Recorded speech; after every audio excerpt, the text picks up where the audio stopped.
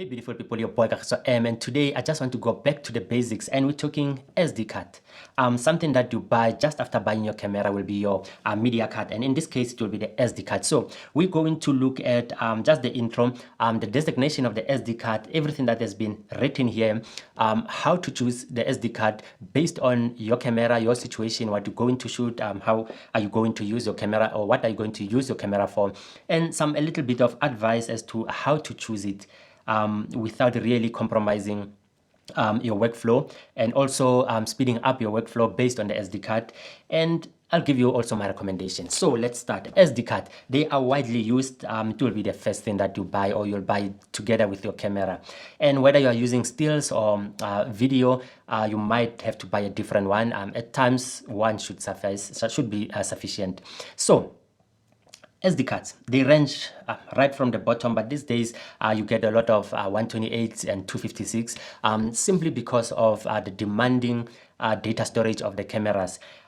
So let's look at the designation. So everything that has been written here, what does it mean, especially for you who want to choose an SD card but are not sure. So back in the days, I bought a camera and I just asked the salesperson which SD card I should use. And based on what, in fact, not both based on what they recommended, but it just gave me an SD card and it worked. But these days, cameras are highly demanding, both on video and both on stills. So understanding the SD card, what's written on it, will actually help you to decide. So let's look at these SD cards. I'm going to start with the first thing that we normally use when we buy an SD card, which is the data storage. So the 128 gig that you see there is the data storage, the maximum it can you can save your data in there, and you're not even going to get the whole 128 because there are other sectors that are used by the card itself. So you're going to get slightly less than that 128, and it could be a 256, and even these days you get 512, and you also get 1 tera, which I don't think is popular by now. This is what October 2023. So that is the data storage. We'll come back to it as to how to calculate it based on your camera. So if you look on the SD cards there, for example, on that SanDisk, there is 300 megabytes per second. And if you look on the sub-brand one, there is 270 megabytes per second. So that is the read speed. And the read speed simply means how fast can you read from this SD card. That means it will determine how much data can you transfer from the SD card into your PC or into another SD card. It doesn't really matter. So that number is almost always on the SD cards. There are a few SD cards that doesn't show that number. Like if you look on the Transcend, that number is not there. If you go onto the manufacturer, like on the website, you should be able to see this number. Then you will also, there is another number that you rarely see on the SD cards. Normally, I've seen it on some, but if you want that number, you should go onto their websites, and that is the write speed. So the write speed is how fast can you write onto this SD card. And that is very important because depending on what you are doing, you might find that you are writing very fast, especially when you do video. And you might find that this SD card cannot actually be able to write the data very fast. So those two numbers, as much as they've been written or not written on the SD cards, most of the SD cards, you're not going to even reach that number. I have seen some SD cards where they actually hit that number, some a little bit more than that number, especially the read number. So usually the read number will be higher than the write number, usually. In most cases, in fact, that's how it is. So maybe for the manufacturer to write the read number, it's advertisement to say these are the higher numbers. I don't know why they put that one. Anyway, let's move away from that. Or let me rather say, before I go far, the read speed will actually help with your workflow. So if you're buying a SD card with a higher read number, that means you can copy faster into, especially into your gadget, especially if you're doing video, because those are very big files. You are able to transfer data faster and go to sleep and rest. The next number that I want us to look at, or maybe not the number, just the designation, that SDXC that you see there on the SanDisk. So back in the days, you will find just SD. So that's how it used to be when the card were like 1 gig, 2 gig, and I think the SD ends up to 4 gig. So anything from the 4 gig, you will find the card is written SDHC. Which is high capacity, the HC part. And that will be from 4 gig to about 32 gig. Anything from 64 gig is actually will be designated as SDXC, and that just means extra capacity. So that doesn't really matter because you are going to look at the gigabytes that you are looking for, and it's normally written. It will always be there because you must know how much data you're going to put on this, or what is the capacity of your SD card. So the next three numbers that I'm going to talk about, or designations, they are very much related to each other. Even though the first one, which is the C with the 10 inside, this was there back in the days when I started to buy my first camera. And this is C10 means class 10. And all it says is that this card is guaranteed to write data not less than 10 megabytes per second. So that means if you have a card like this and you bought it from the reputable company or shop, and it's not giving you that, that means testing it with the proper protocols, and it's not giving you that at least minimum 10 megabytes per second, then there's a problem, because this is like a certification in a way. Yeah, back in the days, this is what it used to be. You used to get 2, 4, 6, 8, 10, if I remember well. 10 being like when we were shooting video back in that day, you should buy a class 10. So the second number is that U with the 3 inside. If you look on those SD cards, let's say that send disk, there's U and the 3 inside. This is another speed designation. So the first one was like your class speed. That's how it used to be called. And this is the UHS speed. I think it's ultra high speed.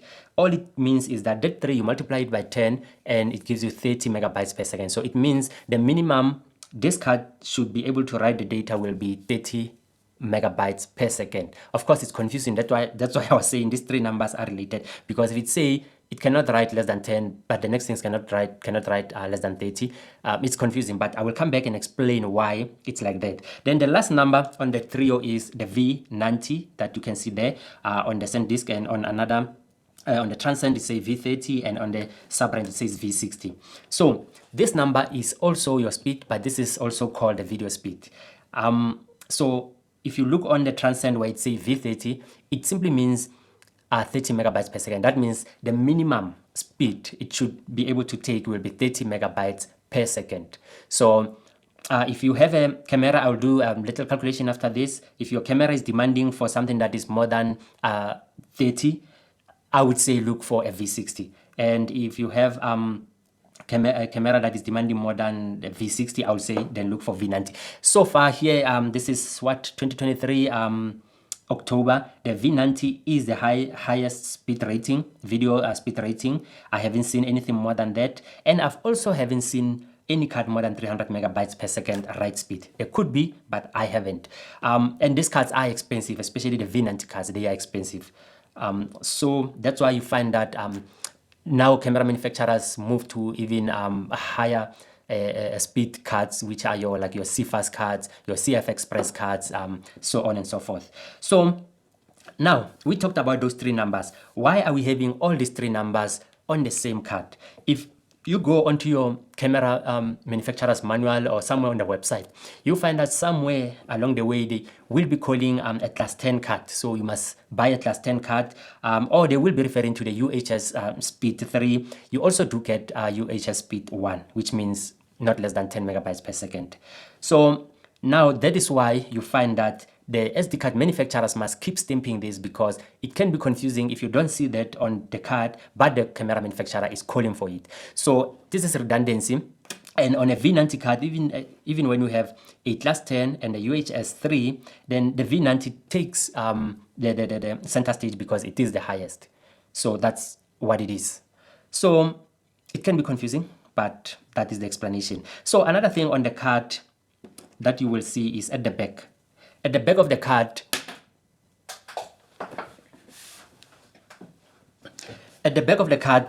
you will see one has 2 sort of interfaces, or 2 rows of interfaces. These are your bus interface, and the other one has 1. So the older card, the let me just put it simpler. The older cards will have 1 line. The newer cards will have 2 lines. And when I say older and newer, I don't talk about in terms of manufacturing, but in terms of speed wise. So newer cameras, more cameras, they are asking for the 2 slots, which are fast. And it will be also designated with sometimes UHS 1 or UHS 2. Sometimes you'll just see, for example, let me see, on this card it says SDXC2, which is on the same disk. So that 2 refers to what you are seeing at the back. And then if you look on the transcend, it says 1. So at the back, it is going to be 1.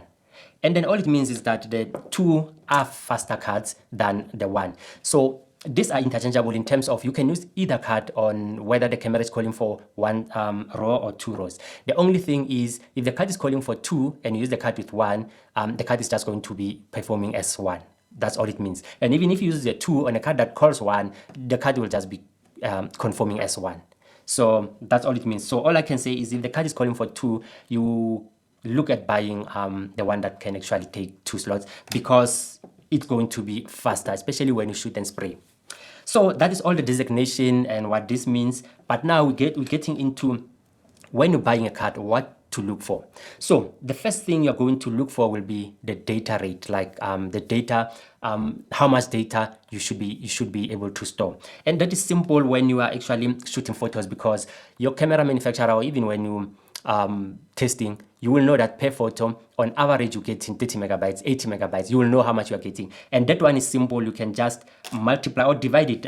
For example, you're having 128. I don't even think this one needs a calculator. You just go into 128 gigabytes is just like 128,000 megabytes. So 128,000. In fact, I would say just say 110. Just to make sure, because this card 128 won't really be 128. There are sectors that are used by the card itself. So I can say 110,000 divided by one photo. Let's say it's 50 megabytes by 50. And then you can put 2,200 photos in this card. So that one is simple. But when you're doing video, it's different.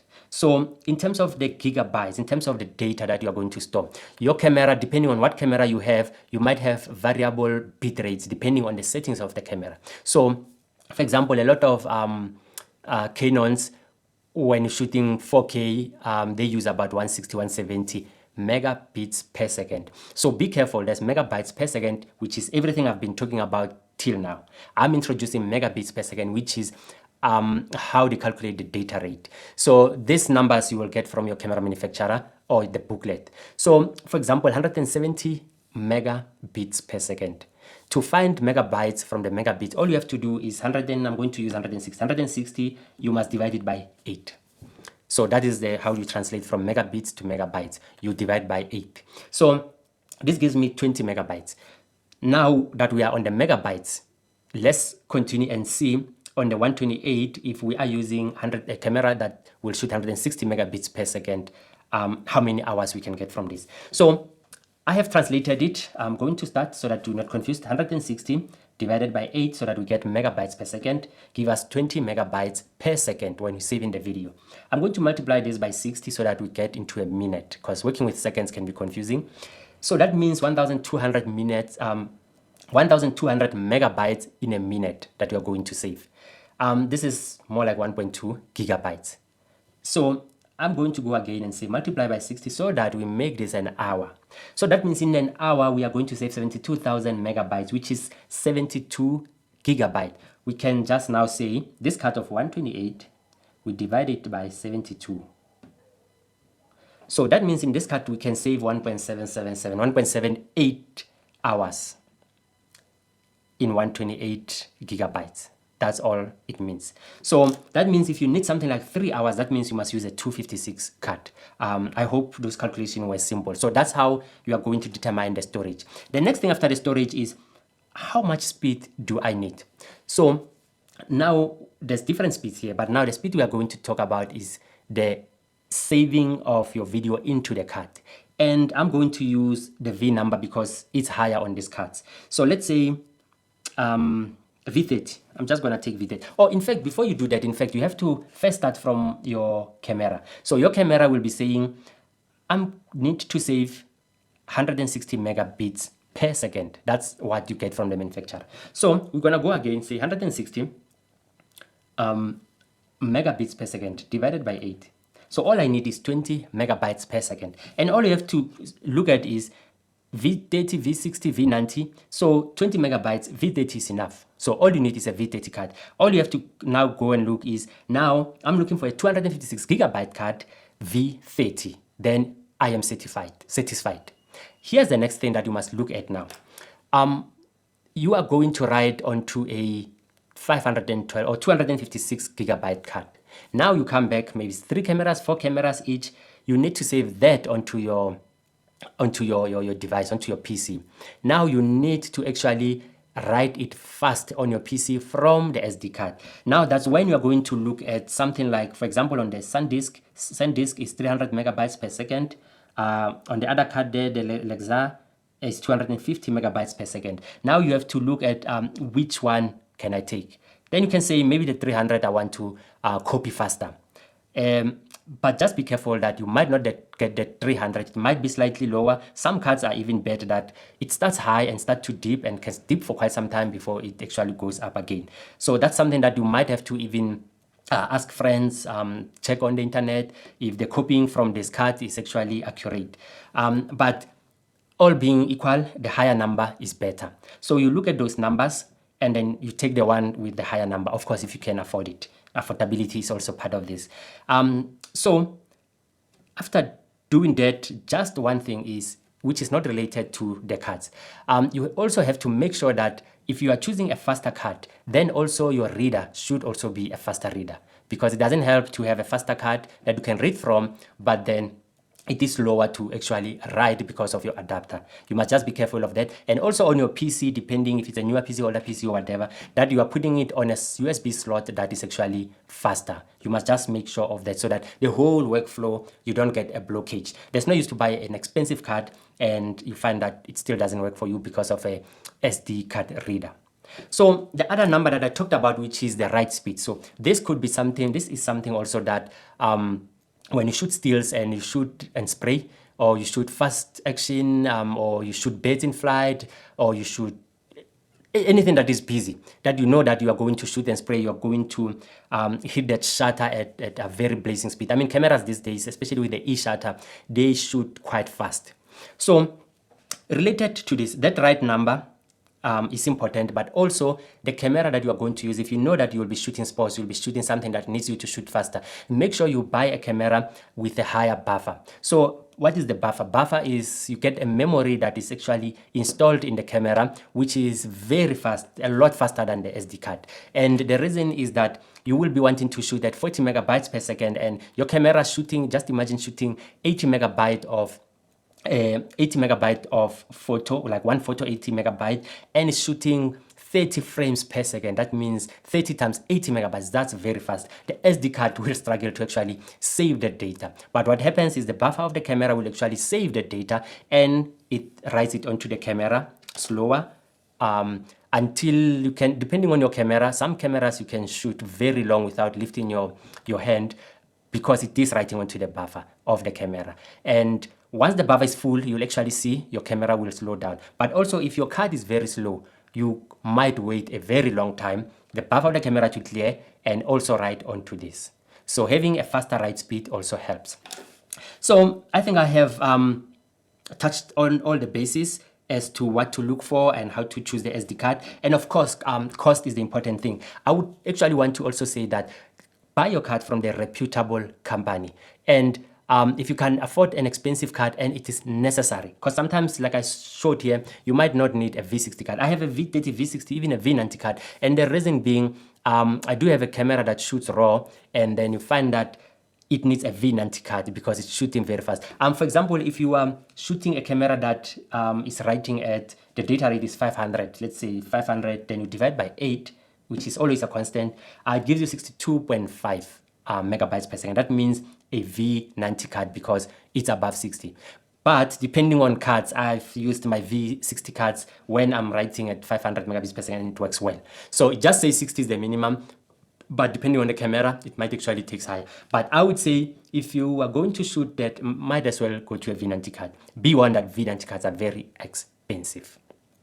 So I think we've covered all the bases in terms of the SD cards, the designation, and also how to choose the best one for your camera. It's as simple as that. So this is your boy Kagiso M. If this video helped you somehow, or you think it's good, can help somebody else, please thumbs up. And if you have people who are looking to watch something like this or who will gain from this, please share the video, and otherwise subscribe to my channel. This is your boy Kagiso M. I'm out of here.